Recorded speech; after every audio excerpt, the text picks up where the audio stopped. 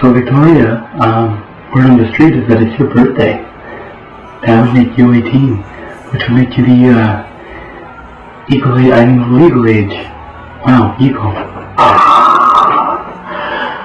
Legal is the word I meant to say. Age for rectangles. So get out there and wreck all of them. Look at my face. All of them. Not one tangle must be spared. Just go out there and try some angles. Take it slow. Work to define the circumference, square some root, but then you wreck them. Every single tangle. I mean, happy birthday. And welcome to adulthood. Go buy some lottery tickets. And, what else can you do at 18 in the States? That's pretty much it, isn't it? You guys suck. Happy birthday.